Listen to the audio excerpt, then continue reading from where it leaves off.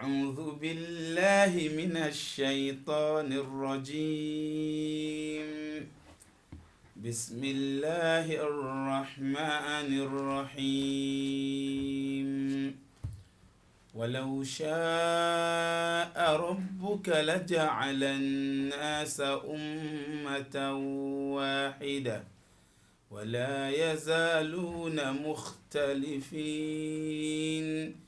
إلا من رحم ربك ولذلك خلقهم وتمت كلمة ربك لأملأن جهنم من الجنة والناس أجمعين صدق الله العظيم.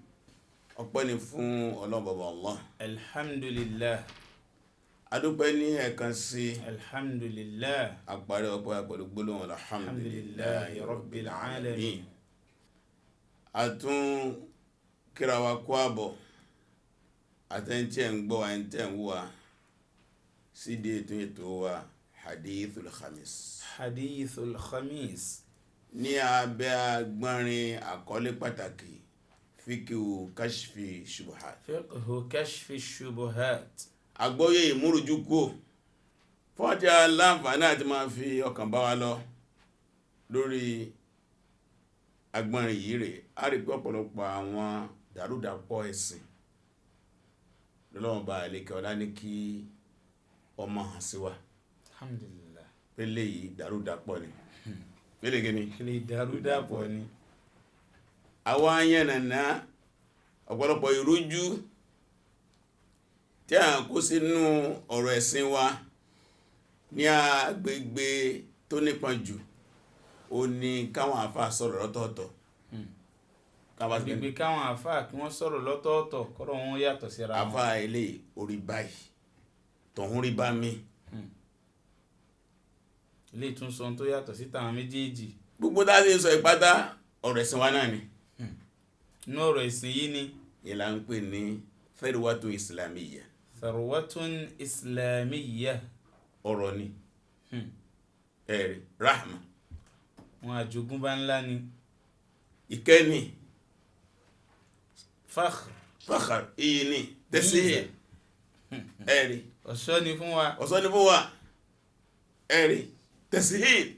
ìrọ̀rùn ní àtọ̀dọ̀ Ọlọ́run wa. wa yusr.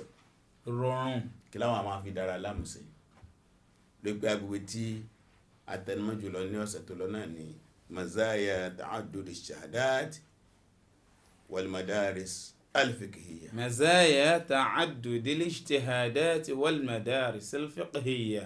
ó náà ni àwọn oore àwọn dáadáa tí ń bẹ ń bí ìgbìyànjú oríṣiríṣi tí àwọn àfáà wá gbìyànjú qadiman wa hadithan láti tipẹ́tipẹ́ àti lóde òní àwọn àfáà wa. àwọn orí bẹ̀ àti pípọ̀ táà mùsùlùmí pọ̀ ní àwọn ilé ẹ̀kọ́ sí dáàtí kọ́ẹ̀kọ́ ẹ̀sìn dáàtí mú mi ẹ̀sìn tó gbígbà mí ń bẹ àwọn nǹkan mí ń bẹ bóyá mọ́sí àbẹ̀lẹ̀ kò rí tán tàbá débì àbàmbẹ̀ eléyìí ò tiẹ̀ rí rárá kò tiẹ̀ lọ́bẹ̀ rárá tàbá débì àbàmbẹ̀ ó gba àwọn àmìsìláyè káyà síbí káyà sọ́n nítọ́kàsí pàtàkì ní pé àwọn tàbá jẹ́ àfẹ́ ẹ̀sìn táà ń sọ̀rọ̀ ẹ̀sìn fáwọn èèyàn ẹ jẹ́ kí àwọn èèyàn mọ gbogbo ẹ̀.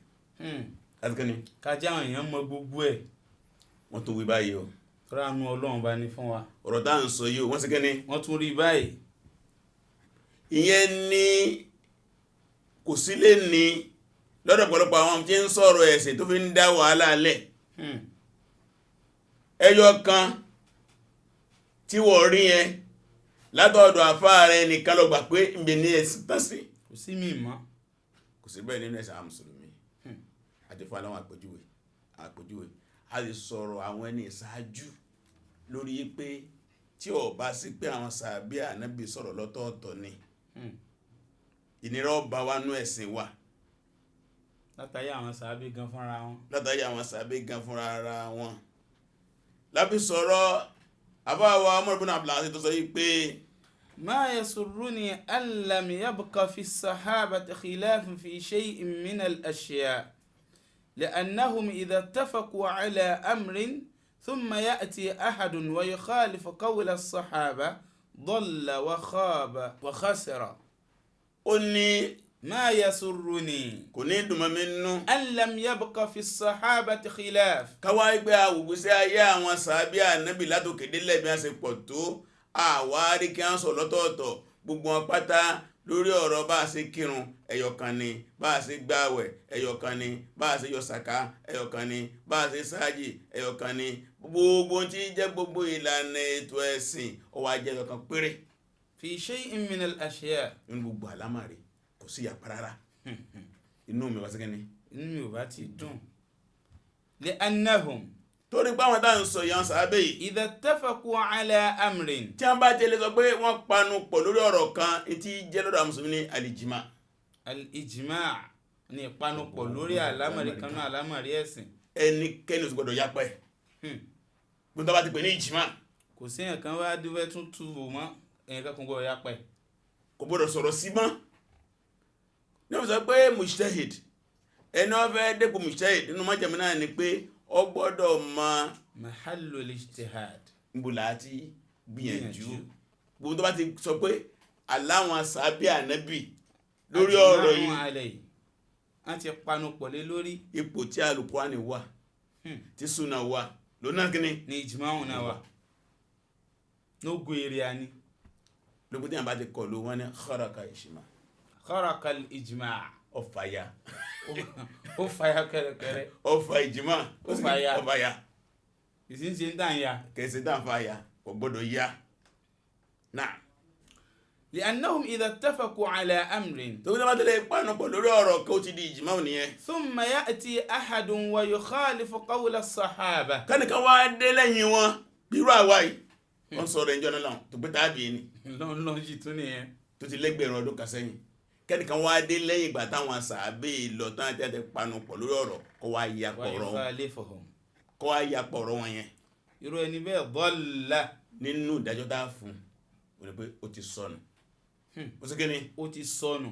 kò sí lọ́nà ẹ̀sìn Islam mọ́. ìlànà mi ló ń tọ̀. ọ̀mí ló ń tọ̀ tó pọ̀ kọlu kẹ́ni. ó ti kọlu ní tí ò gbọdọ̀ kọlu nínú ẹ̀sìn. òun náà ní ìpanupọ̀ àwọn sàábé. wa khaba. ó sì pòfo. na'udhu billah. wa khasara. wa khasira. ó sì sọ́ọ̀tì. ẹ̀sìn tí ń sẹ́yìn ó ti sọ́ọ̀tì ń díẹ̀. ولكن إذا كان في الصحابة tọ́tọ́ ẹgbẹ́ bọ́ wá rí ní ara àwọn sàhábà yìí khilafun tọrọ wọn sí kíni tí ó tó gba tán sọ̀rọ̀ lọ́tọ̀ọ̀tọ̀ فيأخذ أحد قولا tẹ́nìkan wá mú ọ̀rọ̀ kan nínú ọ̀rọ̀ wọn ó sí kíni ó mú ọ̀rọ̀ kan nínú ọ̀rọ̀ àwọn sàhábà tí a sọ lọ́tọ̀ọ̀tọ̀ ويأخذ غيره قولا آخر tẹ́lómìnira náà tó wá mú ọ̀rọ̀ mi nínú ọ̀rọ̀ àwọn sàhábà tó yàtọ̀ sí ti sàhábà àkọ́kọ́ fatakuna fihi si'atun wa rukhsa. àṣegbé ọmọ abẹ́nú ọ̀rọ̀ wọn yìí rè ìgbà àyè wà fún àṣìṣe nídẹ̀kọ̀ fún a sì fún gẹ́gẹ́ bí àǹfààní o tó lè mú yẹn náà láti fi ṣẹ̀sìn rẹ̀. ó sì kíni ó tún lè mú yẹn náà láti fi lè ṣẹ̀sìn ọ̀rọ̀ àwọn ẹni ìṣáájú nù tí ń túmọ̀ sí pé àwọn ọ̀rọ̀ tí àwọn àfáà bá sọ ní ọ̀tọ̀ọ̀tọ̀ àyè gbà wá láti mú èyí tó bá ṣe déédéé ń tàn bá inú gbèsè ayé wa ó lè yàtọ̀ sí ara wọn àfáà Jánásì ó lè yàtọ̀ sí ara wọn akramakumullah. èmi lè rọrọ̀ kí mi mú kí wọ́n sọ pé kí n sọ kí n rí bá mi hayyakumullah. gbogbo ala ṣe kíni láwà lójú ọ̀nà lójú ọ̀nà sọ́fà èbú ni kò fàjà sọ́fà ariwo ni kò síjà ń bẹ̀ sọ́fà ká máa bá dá ara wa ni. kò síjà ń bẹ̀. náà bẹ́ẹ̀ náà ni àfáwà àgbà Qasim ibn Muhammad ó náà sọ báyìí pé لقد نفع الله باختلاف أصحاب رسول الله صلى الله عليه وسلم في العمل. ó ní Ọlọ́run bá àlékè ọlá ó fi ìsọ̀lọ́tọ̀ọ̀tọ̀ àwọn sàbí ànábì ó fi ṣe àǹfààní fún àwa mùsùlùmí lórí iṣẹ́ ẹ̀sìn tá a máa ṣe ó fi lẹ́gẹ̀ẹ́ bí àǹfààní ni. Allahu akbar. máa jẹ àǹfààní ẹ lọ. bónọ́sì àtọ̀dọ̀ Ọlọ́run. ẹ̀rí لا يعمل العامل بعلم رجل منهم. ẹnìkan ò ní lo ìmọ̀ ọ̀kan náà àwọn sàbí ànábì kó wá fi ṣẹ̀sìn illa ra'a annahu fi sa'ah. àyàkórí pé àyè gbà mí ni mo fi mú báyìí. ẹ jẹ́ ká wá fún wa ní àpèjúwe bíi mélòó kan náà. àpèjúwe àkọ́kọ́ tí a kọ́ fẹ́ yẹ̀wò kí àwọn àfáà sọ̀rọ̀ ní ọ̀tọ̀ọ̀tọ̀ ká sì lo ọ̀rọ̀ wọn lọ́tọ̀ọ̀tọ̀ yẹn ní ìbámu bí a bá dó sí. ẹ̀rí a fẹ́ wo àǹsàbí méjì kan. àǹsàbí méjì àwọn sàhábà Ànábì Muhammad inú àwọn àbádìlà inú àwọn kíni inú àwọn Abdullah ibn Umar wa Abdullah ibn Abbas. Abdullah ibn Umar wa Abdullah ibn Abbas radiyallahu anhum ajma'in. gbogbo wọn ni onímọ̀. àwọn àfáàgbà. Abdullah ibn Mas'ud àfáàní. ibn Umar àfáàní. ibn Abbas àfáàní. ibn Amr àfáàní.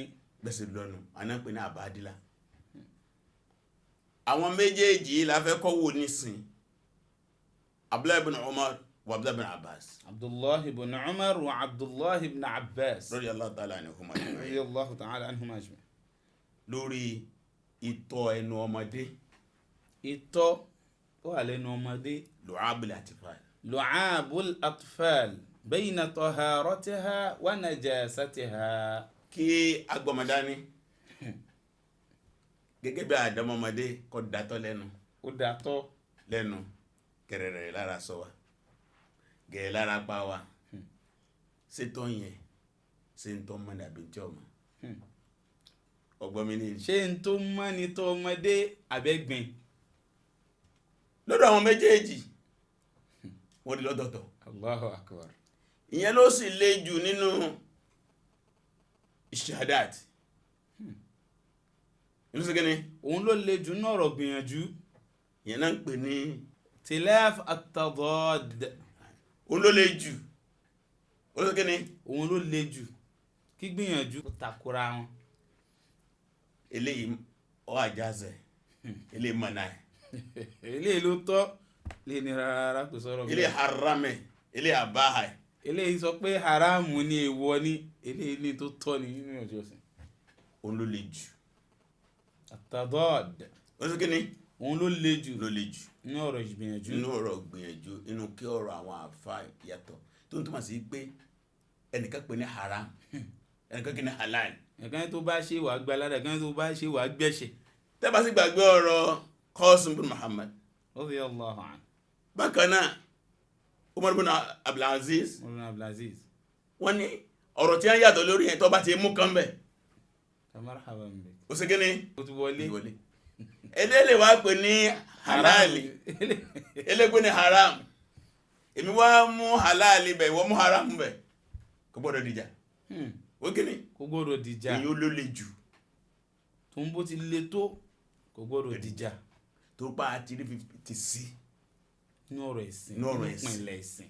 a ti rí àwọn olùmọ̀ tí wọ́n yẹ ṣe nífẹ̀ẹ́ nú tí wọ́n dúró lórí látàrí àwọn sàábé ló ti wá wà bẹ́ẹ̀ lọ tẹ́ bá ti wá sí pé lágbájá báyìí ó dégbò ijtihad irú ọ̀wọ̀ tá fún sàábé yẹn lásìkò ní lágbè fún náà láti sọ wípé Ibn Taymiyyah ó sọ̀rọ̀ báyìí rahimahullah lẹ́yìn yẹn wá rẹ̀ Imam Ibn Kathir kò sọ̀rọ̀ mí lórí ọ̀rọ̀ kan tadad kò sí ìta múlò ń bẹ inú ẹ̀kọ́ tá ń kọ́ lọ́wọ́ tí ó wọlé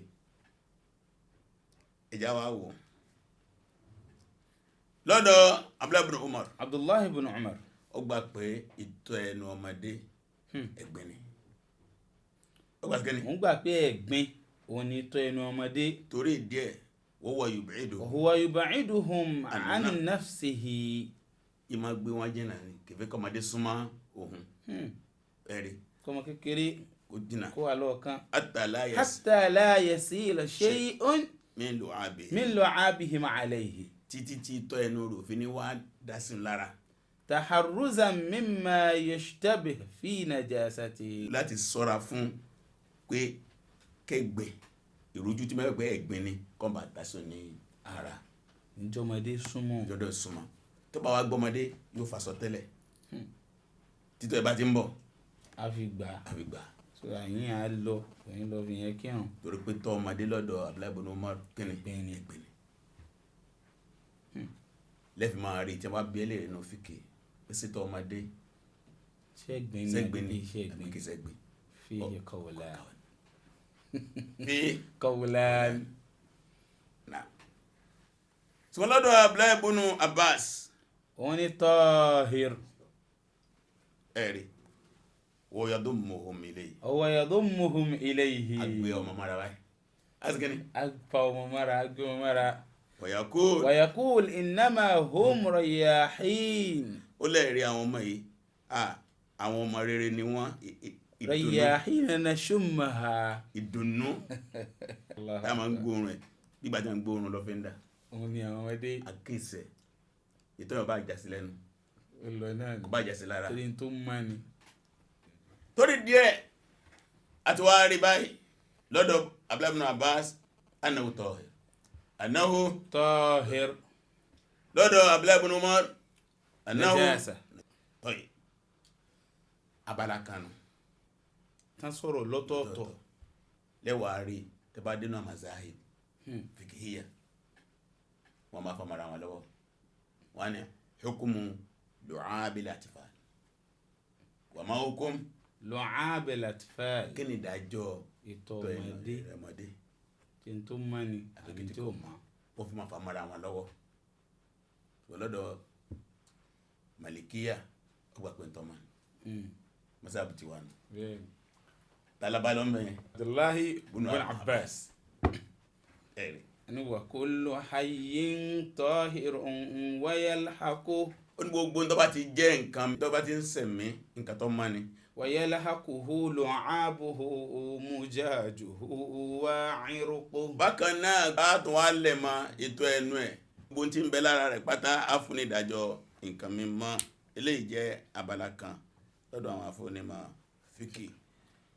ẹlẹ́ẹ̀kejì tàbí fẹ́ wò lamsul mar'ati ba'da al-wudu'i. ó ní pé ìyẹn sàlùwàlá tán ó sì kẹ́ni ó parí àlùwàlá tó ṣe dáadáa. ó wá gbá obìnrin mú ó sì kẹ́ni ó gbóbìnrin mú. ṣé gbá obìnrin mú yẹn bàlùwàlá yẹn jẹ́ ni àbí ó bàjẹ́ Allah. sọjá lùwàlá àbí ò já àlùwàlá. alọ́sàlùwàlá tán sẹ́ ó wá gbóbìnrin mú. ṣáàlà rẹ̀ ti já tí ó lọ tún ṣe ní àbí kò já. yara ibn Umar annahu yanqudu al-wudu'a. lọ́dọ̀ Abdullahi ibn Umar radiyallahu ta'ala anhuma lọ́dọ̀ ọgbà yìí pé àlùwàlá ṣe kẹ́ni ó ti já ó wà nù nawaqidu al-wudu' nù kàtí kẹ́ni tí ń ba àlùwàlá jẹ́. wa ibn Abbas la yara dhalik. lọ́dọ̀ ibn Abbas ó ní rárá kò sí kẹ́ni kò ba àlùwàlá jẹ́. ó wà fẹ́ ní ìsìn pé àwa ṣe àlùwàlá tán ní ìsìn ló bá gba obìnrin mú báyìí lọ́wọ́ ẹni bá mú ìròrí Abdullahi ibn Umar kí ní ọ̀sọ̀ nígbà àlùwàlá rẹ̀ ti bàjẹ́ lọ tún mi ṣe. olùfẹ́ kírò láíláí. ẹni bá mú ti Abdullahi ibn Abbas continue máa kírun ẹ lọ lọ. àyà kan náà sì ń fa mara wọn lọ Allah. gbólóhùn kan nù suratu Maida ayẹlẹ kẹfà tọ́lọ́ sọ pé ya ayyuhalladhina amanu. wọ́n là gbẹ́jẹ́ gbọ́ náà bá gbọ́ idha qumtum ila as-salah. nígbà tí a bá fẹ́ kírun faghsilu wujuhakum. ẹ ṣàlùwàlá inú àlùwàlá náà gbé fojú yín kó mọ́ dáadáa aydiyakum ila al-marafiq. ẹ fọwọ́ ń ṣe dé ìgbọ́n wamsahu bi ru'usikum. ẹ fún mi pa orí yín wa arjulakum ila al-ka'bayn. bákan náà ẹ fọ́ sọ yín dé kókósẹ̀ wa in kuntum junuban. ẹ bá ní wọ́n jẹ́nàbà lára fattahharu. ẹ mọ́ra kẹ́tó jọ́sìn ẹ mọ́ra in kuntum marda. ẹ bá jẹ́ aláìsàn aw ala safar. àbẹ́ wà ń rìn àjò aw jaa ahadun minkum minal àbẹ́ nìkan gha'it. ti ilé ìgbọ̀nsẹ̀ dé tàbí ti ilé ìfúsárí dé aw lamastumun nisaa. àbẹ́ gba obìnrin mú aw lamastumun nisaa. àbẹ́ bóbi lásìpọ̀ lámàsà lamasa yálì màsù lamsan lámsàn ó lè tó máa gbé ọkàn tọ́ṣẹ báyìí làmásítù wú mo fọwọ́ kàn lọ́dọ̀ àwọn àfáà ìyẹn ní ìtumọ̀ ìta ìtumọ̀ zahiri inú ìtumọ̀ pé mi náà kí ó záàbà wà náàmà wà ákàlà wà ṣẹ́rìbà wà rọ́jà ìtumọ̀ tó sínú ṣùgbọ́n láàmásítún bí jìmá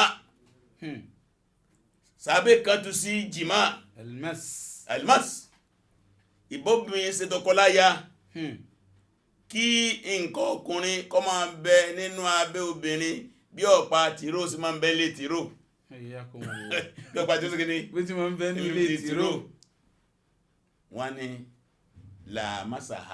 láàmẹ́sàá ó sì kí ni ó súnmọ́ àyà tó dìde lọ́dọ̀ abúlábùnú Abbas ó ní àwòlà àmọ́ tó ní kinayatun anil jimaa kinayatun anil jimaa ó ní ẹ máa rò pé ọkàn fọ́kàn ọkàn lásán lọ́lọ́run sọ ń bẹ̀ ìbá ní àjọṣepọ̀ ní tọkọláya abúlábùnú mọ̀ ńlá fọwọ́kàn ni nafsul aya ní orí eléyìí àwárí tẹ́ẹ̀mà gbọ́lọ́dọ̀ àwọn àfọ́ onímọ̀ fíkì pé tá a bá fọ́ kan obìnrin láti gbàtà sàlùwàlá tán sàlùwàlá bàjẹ́ àbí ó bàjẹ́ àwọn afá sọ ìlórí tó pọ̀ ṣùgbọ́n afá wa àgbà Imam Maliki àwọn ní ọ̀pọ̀ lórí ẹ̀ ń kọ̀ sọ́dà ládà nǹkan pín sí mẹ́rin nǹkan sọ́dà ládàtà wawajadaha yankudul wudu tó bá ronú adùn tó sì rí adùn yẹn àlùwàlá sí kẹ́ni ó ti já wa in qasada ladha tó bá ronú adùn wa lam yajidha kò rí adùn yẹn lam yankudul wudu alárẹ̀ ọjà yustahabbu minhu al-wudu ṣùgbọ́n a fẹ́ tó bá lè sàlùwàlá tó kó gba èrò adùn kò kàn rí ni in lam yaqsud al-ladha kò wá ronú adùn wa wajadaha ó wá rí adùn alayhi al-wudu yọ sàlùwàlá lam yaqsud al-ladha kò ronú adùn wa lam yajidha kò sì rí adùn la alayhi shay kò sí jọ́sẹ̀ ẹ̀rì hadha madhhabuna tí wà nìyẹn bí afá wá ṣe túnú ló díẹ̀ eléyìí àti tún rí ní ọ̀dọ̀ àwọn àfá ẹ̀sìn ìsáájú a ń sọ lè fún wa láti mú wàhálà tí ń bẹ láwùjọ wa kúrò láti gẹ́ni láti mú wàhálà tó wà láwùjọ wa kúrò láti dínkù gbogbo dàrúdàpọ̀ ọ̀rọ̀ àwọn àfá takora wọn lórí ọ̀rọ̀ ó yàtọ̀ lórí ọ̀rọ̀ ó túmọ̀ sí pé kìí ṣẹ̀sìn kò túmọ̀ kí ni kì í túmọ̀ sí pé kìí ṣẹ̀sìn inú ẹ̀sìn wa ni ìyẹn ni àwọn àfá ẹ̀sìn ní a fún ní àkọlé kẹta ń pè ní jawazu ta'addudi awjuhi sawab aw imkani ta'addudi sawab inú fíkì tàbá ń kọ́ nípa al-fiqh al-muqaran الفقه المقارن فقه الاختلاف فقه الاختلاف ọ̀ràn yẹn ní ńgbà bá ń kọ́ nípa táwọn àfá sọ̀rọ̀ lọ́tọ̀ọ̀tọ̀ ọ̀ràn yẹn ní ká kọ́ ọ̀rọ̀ yìí kó sì yé wa ìtumọ̀ ẹni pé jawaz ta'addudi awjuhi sawab ìgbà mi ń bẹ ọ̀rọ̀ tó wà nílẹ̀ yìí àwọn ọ̀nà oríṣiríṣi làwọn àfá rí sí gbogbo ọ̀nà tí wọ́n sì rí sí yẹn lọ́wọ́lé gbogbo ọ̀nà tí wọ́n rí sí yẹn ló sì kẹ́ni wọlé tàbí ká sọ pé imkan aw imkan ta'addudi sawab ọ̀rọ̀ nùnú ẹ̀sẹ̀ mùsùlùmí kí ọ̀rọ̀ àwọn àfá pé méjì mẹ́ta mẹ́rin kó gbogbo ẹ̀ ló sì kẹ́ni ló dá gbogbo ẹ̀ ló wọlé àti fún alápòjú méjì ìtọ́ ẹ̀nà ọmọdé ọ̀kan wọ́n sọ̀rọ̀ lọ́tọ̀ọ̀tọ̀ lé lórí kéèyàn sálùwàlá tán kọ́fọ́ gbá obìnrin mú wọ́n sọ̀rọ̀ lọ́tọ̀ọ̀tọ̀ lé lórí wọ́n ní kí ni tó máa jẹ́ à ń sọ yìí wa ma'na dhalik ìtumọ̀ pé ọ̀rọ̀ lè yà lọ́tọ̀ọ̀tọ̀ tí gbogbo sì wọlé annahu yumkinu an yata'addada as-sawab amri al-wahid lórí ọ̀rọ̀ ẹyọ kan alámọ̀rí tá à ń sọ̀rọ̀ lórí ẹyọ kan náà ni ó rọrùn kọ́rọ̀ pé méjì mẹ́ta lé lórí náà aw anna as-sawab qad yahtamilu at-ta'adduda ahyanan ọ̀rọ̀ tó sì pé méjì mẹ́ta lórí gbogbo ẹ̀ ló wọlé wọ́n ní tàbí ká sọ wípé anna as-sawab ká sọ pé ọ̀rọ̀ ìwọlé sẹ̀ qad yahtamilu at-ta'adduda ó lè ahyanan kó oríṣiríṣi àwọn ọ̀nà sínú ní ọ̀pọ̀lọpọ̀ ìgbà láwọn àsìkò míì tí ó mọ̀ pé oríṣiríṣi ọ̀rọ̀ gbogbo ẹ̀ náà ló dẹ̀ dá torí kíni لأن عند الأصوليين torí pé lọ́dọ̀ àwọn àfọwọ́ ní usul من يرى أن الصواب يتعدد في أحكام الفروع ó ń bẹ nínú wọn ó sì kíni ó wà nínú wọn tó gbà yí pé tó bá ipọ́rọ̀ tá à ń sọ lórí ọ̀rọ̀ akẹ́tọ́ni tí èyí sọ̀rọ̀ gbòǹgbò ẹ̀sìn ààyè gbà láàyè kó pé méjì mẹ́ta mẹ́rin lórí ọ̀rọ̀ kan ṣoṣo. وأن الصواب في كل مسألة kásìmọ̀ yí pé dọ́gba yìí yọ́ máa bẹ ní gbogbo àlámọ̀rí kọ̀ọ̀kan ما انتهى إليه حكم المجتهد فيها nígbà tó wá sí pé ẹni tí ó mú ìdájọ́ ìwá olùgbìyànjú ni ẹ̀tọ́ kíní olùgbìyànjú ni olómú ìdájọ́ ìjáde ó lè jẹ́ kó yà lọ́tọ̀ọ̀tọ̀. وإن اختلفت الاجتهادات wọ́n ní kódà kó tẹ̀ sí pé ọ̀nà tí kálukú gbà gbìyànjú yìí jẹ́ ọ̀tọ̀ọ̀tọ̀ ni ونتائجها tó sì pọ́n náà ìgbìyànjú gbà wá àbájáde gbìyànjú yìí tó ń jẹ́ ọ̀tọ̀ ńgbà jọ gbìyànjú lórí ọ̀rọ̀ kan ńgbà tábàjáde ọwọ́ àjáde ọ̀tọ̀ọ̀tọ̀ ni àbájáde rìsọ́tàrí ní ibẹ̀ eléyìí gbà pé ọ̀tọ̀ eléyìí gbà pé kò tọ́ náà. اختلاف تضاد òun náà ni pé ikhtilaf tadad òun náà ni ìsọ̀rọ̀tọ̀tọ̀ àwọn àfà tó takora wọn. ó sì kíni ó takora wọn لا مجرد اختلاف تنوع kìí ṣe pé ìsọ̀rọ̀tọ̀tọ̀ tó pé a kàn lo èdè ọ̀tọ̀ọ̀tọ̀ ní nǹkan kan náà là ń sọ. á sì kíni a kàn lo èdè ọ̀tọ̀ọ̀tọ̀ ní gbólóhùn ló yàtọ̀ ṣùgbọ́n kankan náà ní ọ̀rọ̀ wa. náà. بأن يرى أحدهم حل هذا الشيء والآخر حرمه. wọ́n ní àpéjọ ìfẹ́ fún wa náà ni wípé kí àwọn kan náà àwọn àfẹ́ẹ̀sì kí wọ́n gbèjú lórí ọ̀rọ̀ kẹ́nìkan wá rí pé ọ̀rọ̀ yìí ó haramu ni ọ̀rọ̀ tá ń sọ yìí ó haramu ni ẹnìkan sì rí pé ọ̀rọ̀ tá ń sọ yìí ó halali ni ẹnìkan rí ní hadashi pé nǹkan ìtọ́ ó rí pé nǹkan yìí ó sì kí ni ọ̀tọ̀ ẹlòmíì sí pé yàrá hurmahu wa hurmatahu ó rí pé èèwọ̀ ni. aw ra'a ahaduhum wujubahu tàbí ẹlòmíì rí pé ọ̀rọ̀ yìí ọjọ́ ọ̀ràn àyàn wa ra'a ghayruhu adamahu. ẹlòmíì rí pé kìí sọ̀rọ̀ àyàn ọ̀nà tí ìta ń pè ní ikhtilaf tadad bí ṣe máa ń wà nù ẹnìkan rí ní halali ẹnìkan ní haram ọkọ̀ ìsira wọn ni kọ́yìn síra wọn gédégédé ẹnìkan lè lọ́rọ̀ ẹnìkan kìí sọ̀rọ̀ àyàn ọkọ̀ ìsira wọn ni ìgbà bá ti rí fatiwa àwọn ulama àti wá báyẹn ló ti yé wọ́n máa ń pè ní ikhtilaf tadad.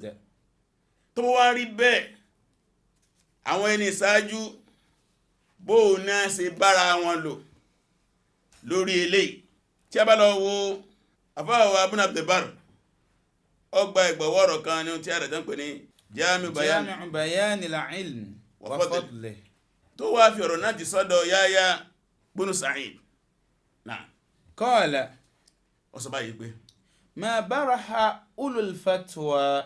ó ní àwọn olùmú ìdájọ́ ẹ̀sìn wá àfáà yìí ń fa nírú àwọn tí wọ́n ti rí kọjá lọ síkíní àwọn tán ti rí kọjá lọ nínú àwọn àfáà ń fún wa ń ròpa wọn pé àwọn àfáà ọ̀jẹ́ máa mú fatiwa wá tí wọ́n mú ìdájọ́ ẹ̀sìn wá tí wọ́n dé pé ìgbìyànjú ma baraha ulul fatwa yaftun. ó ní wọn àyẹ̀ wọn ògbò láti ṣáájú tẹ́ dàsìkò tá a wà yìí àsìkò tí ń sọ̀rọ̀ yẹn ló ń sọ̀rọ̀ yẹn tẹ́ wá dàsìkò táwa náà wà yìí wọn àyẹ̀ wọn ògbò tí wọ́n ṣe fatiwa wá tẹ́sí kí ni tí wọ́n ń ṣe fatiwa náà fayuhillu hadha.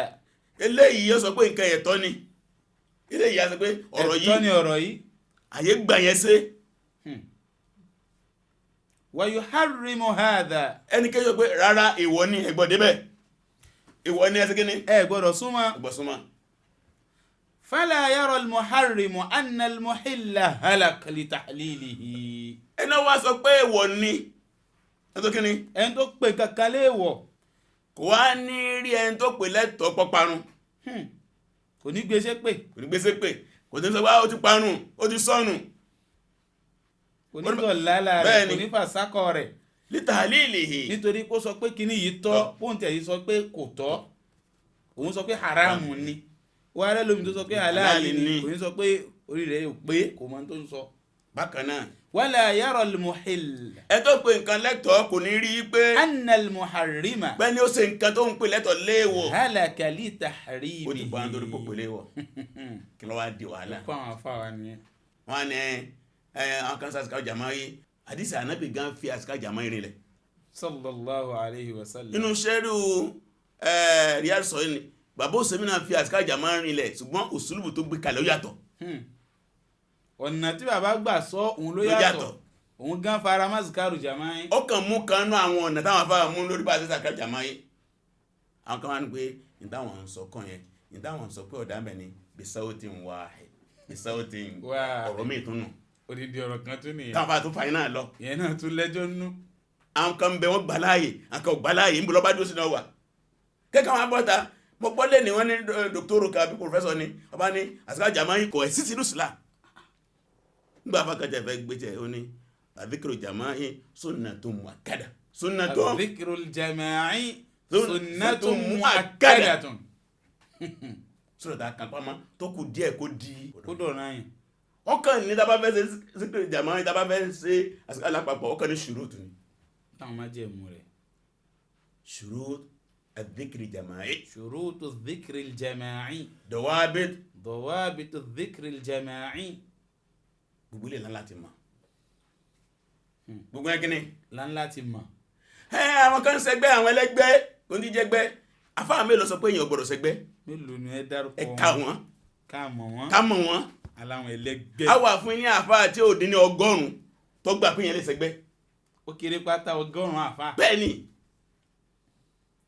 torí díẹ̀ ẹ kàn bọ́ọ̀dá ẹ kàn máa wí tó wù yín. ṣùgbọ́n bá tó kà lórí àwọn tí a ń ṣe ẹgbẹ́ o ẹnu àwọn àfọ́ òkòlé lórí o àwọn àfá tí a ní káwà máa ṣe kíní ká máa ṣe gbẹ́. ṣùgbọ́n àfá mi náà ṣe pé ìyẹn ṣe kíní ìyẹn ṣe gbẹ́ ọ̀sẹ̀sẹ̀ sọ̀rọ̀ nù lọ́sẹ̀ kíní ó ṣẹ̀yẹ̀ sọ̀rọ̀ nìyẹn pẹ̀lú ìmọ̀. àwọn ẹlẹ́gbẹ́ àwọn ẹlẹ́gbẹ́ títí wá o ẹni àmọ́ṣẹ́gbẹ́ no problem. gbogbo àwọn àfá Islam àwọn sálàfù náà ṣe pé sálàfù wo dákọ wọn kó dárúkọ wọn fún wa kájá àmọ́ wọn àbí sálàfù wo ni ò ní tàn. kéèyàn ṣẹgbẹ́ nínú ẹ̀sìn Islam tí ó wà nínú ẹ̀ yìí mas'alatun khilafiyya. mas'alatun khilafiyya. ba'duhum ajazahu. ba'duhum qalu binkari. kò jù bẹ́ẹ̀ lọ. àwọn tó máa àjáza rẹ̀ rí wọn bú àwọn tó ń ṣẹgbẹ́ ẹni tí ó wá sí ṣẹgbẹ́ náà kó mọ́tò lálẹ́ ìlúmí. ọ̀kan ní tó ń fa mara lọ́nà ìsìn sáàlì hàn tó àbálẹ̀ hàn tú láti 1987 láti yẹjú ẹ̀. hayyakumullah tipẹ́tipẹ́ ó bí wá ń ta ẹni tó bá fẹ́ láti 1987 náà ti bí alẹ́ ìgbésẹ̀ alẹ́ hàn tó àbẹ́lẹ̀ hàn tú dágbọ́n táwọn àfáà sọ lé lórí pátápátá. tí gbogbo tí kálukú wá ń sọ lé ní kò sẹ́tọ̀ sọ tuntun.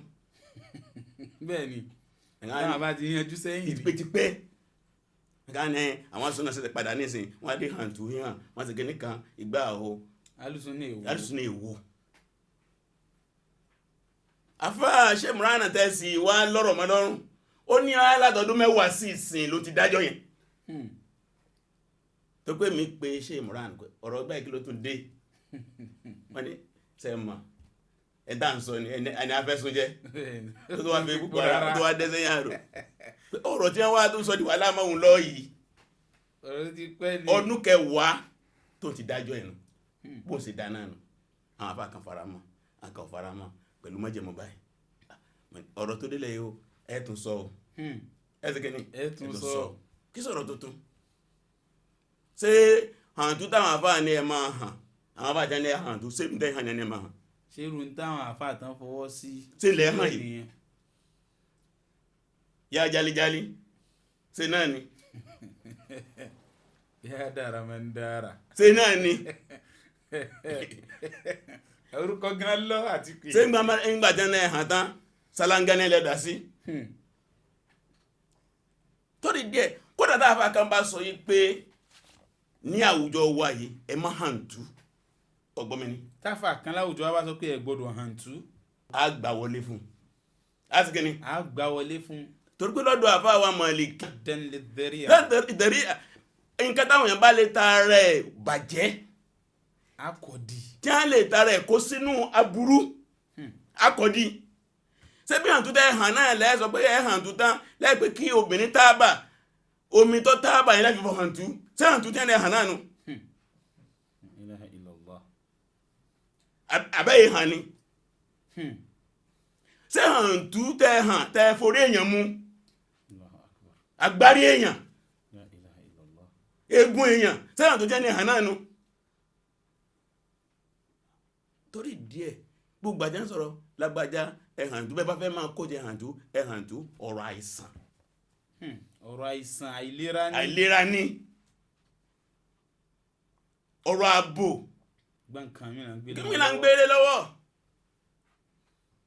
ẹ lọ jù sálángá ayé alùkùránì ẹ lọ dáná lé lórí ayé alùkùránì ṣé wọ́n jíjẹ́ náà hàn náà nù. ṣé àwọn àbá àjẹ́nẹ́ hàntú ṣé jókòó hàntú yàtọ̀ sáwọn tí a máa ń bá ní kọ alùkùránì jọun tí a ń pè ní káàtìbí àwọn káàtìbí àti a máa ń ṣe kíní. àwọn tó ń kọ alùkùránì ń báyàn kọ́ tẹ́lómi ti kọ́ tó bí pé yọ tẹ̀ báyìí ni wọ́n náà mọ̀ pé káàtìbí ni. tí wọ́n á jókòó pé hàntú rẹ̀ gẹ́dẹ́ ẹ̀rẹ̀kẹ́ tó wá ń sọ ó ní bọ́yá ṣeré iṣẹ́ mìíràn ló tú bọ́yá àwọn ọmọ kí ẹ̀ka ohun hàntú lọ́ba bọ́ta lọ bẹ̀rù Ọlọ́run ẹsẹ̀ kí ni bẹ̀rù Ọlọ́run ọ̀rọ̀ ẹ̀sìn ní gbogbo ọ̀rọ̀ tẹ́yìn sọ́ọ̀dì wà lẹ́yìn tó wàhálà sọmárì náà ni wípé ń bẹ náà àwọn àfẹ́sìn tí wọ́n gba hàntú láàyè pẹ̀lú àwọn májẹ̀mú ó sì bẹ́ẹ̀ ni wọ́n tí ọ̀gbà láàyè ebi ẹ̀ka gbogbo ẹ̀ẹ́sẹ̀ ká ti Ibn Arabi tó ní innahu bid'atun min amali shaitan. innahu bid'atun min amali shaitan fún Malikini ó ní àtúntẹ̀ hàn yín àdádálẹ̀ nínú sẹ́ẹ̀sù ni nígbà tó rí bí àwọn èèyàn ti ń ṣe kódà bí a bá rí tí àwọn àfà kan bá dájọ́ pé ká mọ́ hàn tú ní àsìkò tá a wà yìí láyìíká wà yìí torí ń tà ń rí kò sí sọ saddan lidhari'a torí pé nínú sọ́dọ̀ tashri' al-islami inda Maliki òun náà nìyẹn pé àwọn nǹkan tá a bá rí pé tá a bá ṣe á sì nà burúlẹ̀ ẹ̀já dínẹ̀ kódà kó jẹ́ kó tọ́ kọ́yọ̀kọ́tọ́ mọ́sàbọ̀ wà ní àsìkò tí wàhálà yẹn bá kásẹ̀ ńlẹ̀ àlédá padà.